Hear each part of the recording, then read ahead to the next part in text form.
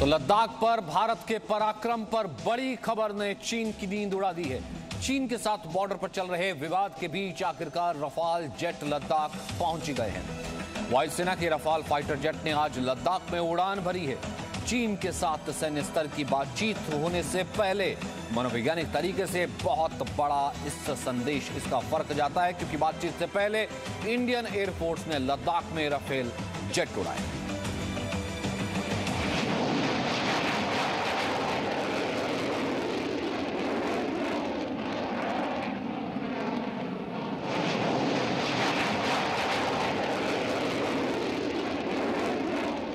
LAC से LOC तक चीन और पाकिस्तान दोनों की उल्टी गिनती शुरू हो चुकी है, क्योंकि हिंदुस्तान में रफाल वाली पराक्रमी सुबह हो चुकी है।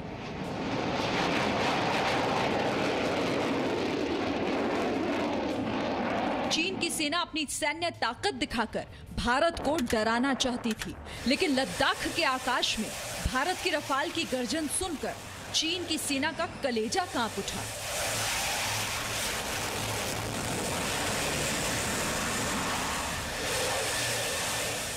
सितंबर को अंबाला एयरबेस पर भारतीय वायुसेना ने नया इतिहास रचा था, जब रफाल का वायुसेना में इंडक्शन किया गया था।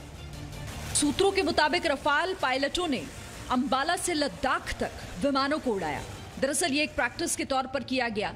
ऐसा इसीलिए किया जा रहा है ताकि रफाल पायलट वहां के मौसम और वातावरण से परिचित हो जाएं। अगर चीन किसी भी तरह की गुस्ताखी करे तो रफाल की जरूरत पड़े तो उसके पायलट इस वातावरण से पहले से ही परिचित हों। 29 जुलाई को फ्रांस से 5 रफाल फाइटर जेट भारत आए थे। 10 सितंबर को इन 5 रफाल लड़ाकू विमानों को विधिवत तरीके से भारतीय वायुसेना में शामिल किया गया। रक्षा मंत्री राजनाथ सिंह ने खुद रफाल को भारतीय वायुसेना में औपचारिक रूप से शामिल किया था। इसके बाद एक साथ कई टारगेट की पहचान करने वाला मीटियोर और स्कैल्प मिसाइलों से लैस परमाणु हमला करने की ताकत रखने वाला फाइटर जेट रफाल LAC से LOC तक राष्ट्र रक्षक के रूप में चीन पाकिस्तान की हर साजिश पर अटैक के लिए तैयार है। मीटियोर मिसाइल्स हैं, स्कैल्प जो क्रूज मिसाइल्स हैं, वो उसको एक स्टैंड ऑफ डिस्टेंस देती हैं, बियॉन्ड विजुअल रेंज दुश्मन के टारगेट को डिस्ट्रॉय कर सकती हैं। भारत के लिए एक बहुत अच्छी खबर है, और चाइना और पाकिस्तान की जो एयरफोर्स है उस पर हमें सुपीरियोरिटी, एयर सुपीरियोरिटी हासिल करने में राफेल बहुत मदद करेगा। चीन और पाकिस्तान में रफाल का कितना खौफ है, इसका अंदाजा आप इस बात से लगाइए कि चीन के रक्षा विशेषज्ञ महीने भर पहले ही रफाल के खिलाफ दुष्प्रचार शुरू कर चुके हैं। अंबाला में 5 रफाल फाइटर जेट की तैनाती सोच समझकर की गई। आप ये समझिए कि अंबाला से चीन और पाकिस्तान दोनों को सबक सिखाने में राष्ट्र रक्षक रफाल को सिर्फ कुछ मिनटों का ही वक्त लगेगा। ब्यूरो रिपोर्ट, जी मीडिया।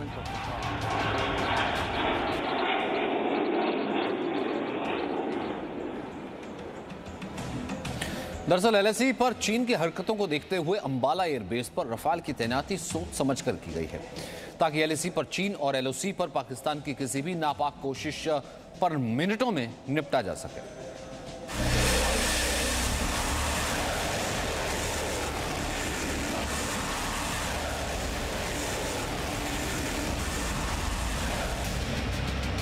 अब ना चीन बचेगा ना पाकिस्तान। आसमान में दुश्मनों का काल।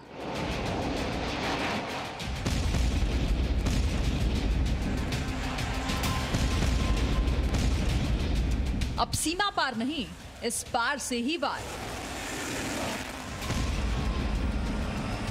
रणभूमि में आ गया आसमान का बाहुबली।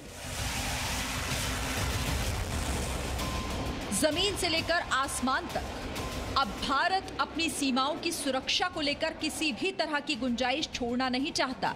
रफाल की ताकत की वजह से भारत के दुश्मनों के होश पस्त हैं। मौजूदा वक्त में हरियाणा के अंबाला एयरफोर्स स्टेशन से सरहदों की चौकसी कर रहे हैं बाहुबली रफाल।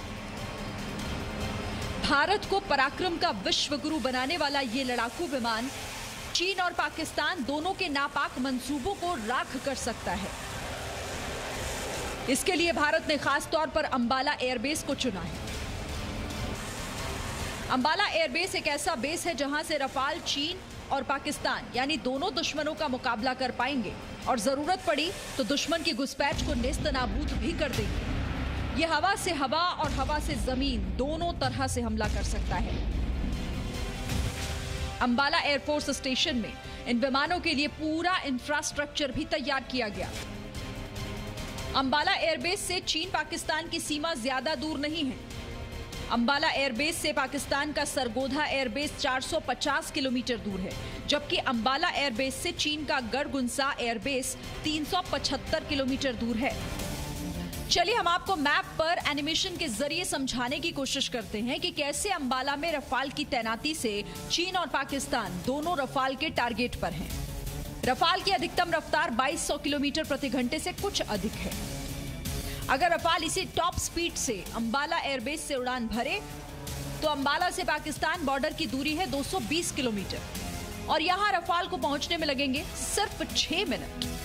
2200 किलोमीटर प्रति घंटे की टॉप स्पीड से रफाल अगर अंबाला एयरबेस से चीन बॉर्डर के लिए उड़ान भरे तो अंबाला से चीन बॉर्डर की दूरी 230 किलोमीटर है और एलएसी पहुंचने में भी रफाल को लगेंगे सिर्फ 6 मिनट। यानी रफाल की पराक्रमी तैनाती से चीन पाकिस्तान पर नजर रखी जाएगी और कुछ ही मिनटों में इन्हें समझा भी दिया जाएगा कि उन्होंने भारत से दुश्मनी पालकर कितनी बड़ी गुस्ताखी की है। वैसे आपको ये भी जानना जरूरी है कि अंबाला एयरबेस के अलावा रफाल की तैनाती आने वाले दिनों में पश्चिम बंगाल के हासीमारा एयरबेस पर हो सकती है और 2200 किलोमीटर प्रति घंटे की टॉप स्पीड से अगर रफाल हाशीमारा एयरबेस से पास के एलएसी के लिए उड़ान भरे तो हाशीमारा से चीन बॉर्डर सिर्फ 80 किलोमीटर है और यहां पहुंचने में रफाल को सिर्फ लगेंगे 3 मिनट। चीन और पाकिस्तान दोनों को अंदाजा है कि अंबाला में रफाल की तैनाती के बाद भारतीय वायुसेना की ताकत बहुत ज्यादा बढ़ चुकी है और पाकिस्तान के F-16 और चीन के J-11 जैसे विमानों को तो रफाल कुछ ही सेकंड्स में धूल चटा देगा। ब्यूरो रिपोर्ट, जी मीडिया।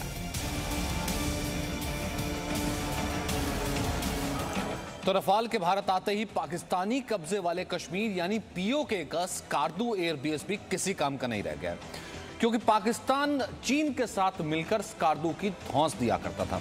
अब रफाल की लड़ने की क्षमता और ताकत जरा आप समझिए। लेह से पीओके के स्कार्दू की दूरी सिर्फ 100 किलोमीटर है और रफाल का सबसे घातक हथियार है scalp cruise missile. Scalp cruise missile की जो रेंज है वो 500 किलोमीटर से ज्यादा है, यानी भारतीय सीमा में मौजूद रफाल आसानी से स्कार्दू पर हमला कर सकता है बिना सीमा क्रॉस किए। अब आप अंदाजा लगाइए, रफाल के साथ एक और हथियार जोड़ा है, इसका नाम है मेटियोर मिसाइल। ये हवा से हवा में मार करने वाली मिसाइल है और मेटियोर मिसाइल की रेंज है 100 किलोमीटर से ज्यादा, यानी भारतीय सीमा में ही स्कार्दू के आसमान में उड़ रहे चीन के विमानों को जो निशाना बनाया जा सकता है।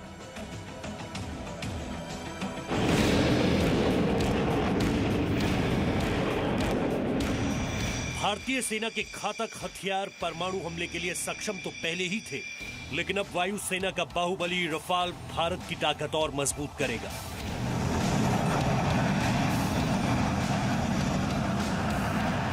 रफाल की परमाणु मिसाइल ले जाने की क्षमता इसे सबसे अलग बनाती है।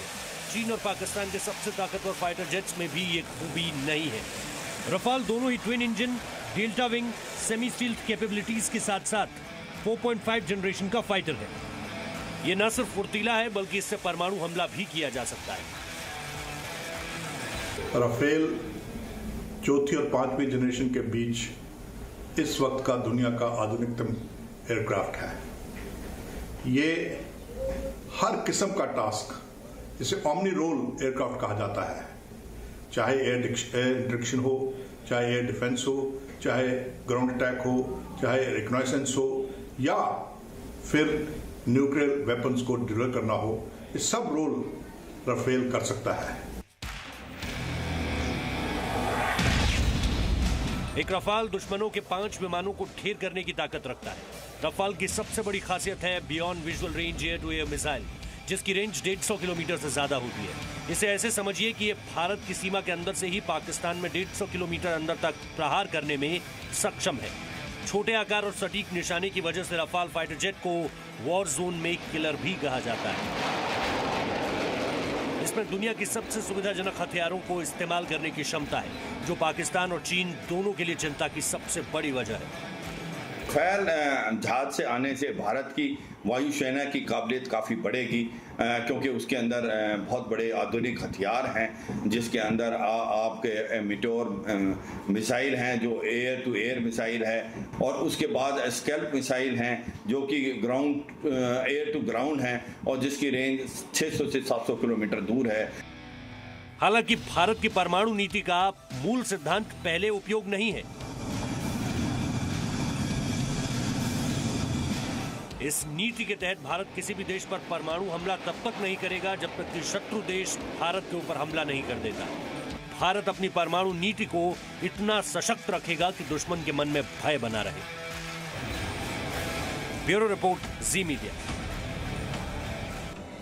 जून से कहीं ना कहीं तनाव शुरू हुआ था, सितंबर तक आ गया और चीन की घुसपैठिया सेना, विस्तारवादी नीति वाली आक्रामक सेना, यूं कहें कि अतिक्रमण करने वाली सेना, हर बार उसने मुंह की खाई है। शी जिनपिंग अब चीन की जनता के सामने मुंह दिखाने के लगता है काबिल नहीं रहे हैं। अपनी ही पार्टी के विरोधी जिनपिंग की गद्दी खींचने लगे हैं। कई अंतर्राष्ट्रीय रिपोर्ट्स ऐसी है जिसके मुताबिक चीन भारत से बदला लेने के लिए गुपचुप एक नई साजिश भी रच रहा है। क्या भारत के खिलाफ बड़ी साजिश रच रहा है चीन?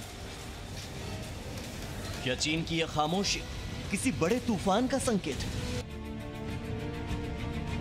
क्या चीन भारत के खिलाफ बना रहा है सीक्रेट प्लान? लद्दाख सीमा पर भारत के हाथों करारी मार खाने के बाद चीन अब साउथ चाइना सी में लाइव फायर ड्रिल कर रहा है। इस ड्रिल में उसकी ईस्टर्न थिएटर कमांड हिस्सा ले रही है।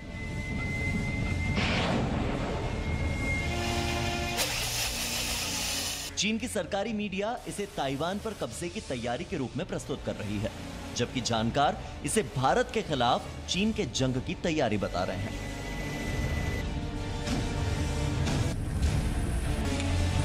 उनतीस और 30 अगस्त से लेकर 7 और 8 सितंबर तक भारतीय फौज ने लद्दाख के कई हिस्सों में चीन की पीपल्स लिबरेशन आर्मी को पीछे खदेड़ा है। अब ऐसी रिपोर्ट आई है कि पेंगोंग में चीन की सेना के पीछे हटने पर शी जिनपिंग ने नाराजगी जताई थी,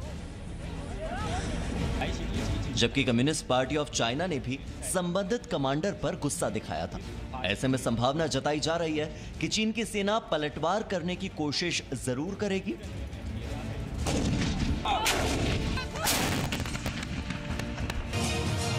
हालांकि पेंगोंग के दक्षिणी किनारे पर भारतीय सेना सामरिक रूप से महत्वपूर्ण कई चोटियों पर काबिज है।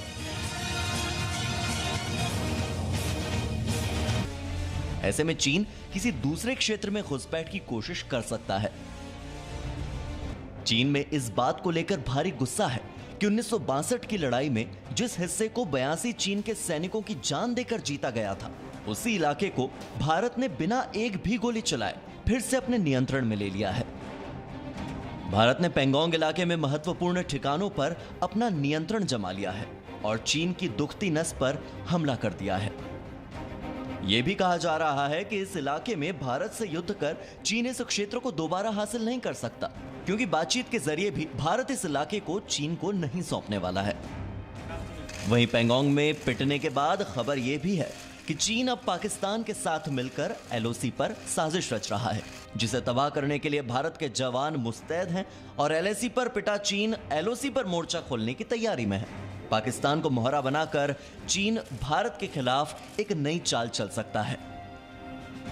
भारत के खिलाफ पाकिस्तान चीन का एक मोहरा बनकर रह गया है। चीन पाकिस्तान की जमीन, उसके रिसोर्सेज इस्तेमाल कर रहा है। इससे चीन के दो फायदे हैं। एक तो ये कि वो भारत से सीधे जंग से बच पा रहा है, और दूसरा ये कि अगर भारत कार्रवाई करेगा तो पाकिस्तान सामने आएगा, क्योंकि चीन पर्दे के पीछे का खिलाड़ी है। ब्यूरो रिपोर्ट, जी मीडिया। वहीं LAC पर तनाव के बीच एक बार फिर दोनों देशों के कमांडर स्तर की बातचीत भी हो रही है। लगातार हम आपको बता रहे हैं, इसके बारे में भी कुछ और अपडेट होगा, ये लगातार हम आपको बताएंगे। इसलिए इंपॉर्टेंट है क्योंकि इस बार विदेश मंत्रालय के प्रतिनिधि भी शामिल हो रहे हैं। एक छोटे से ब्रेक के लिए रुक। Presenting B News app available on Google Play and App Store. Download it now.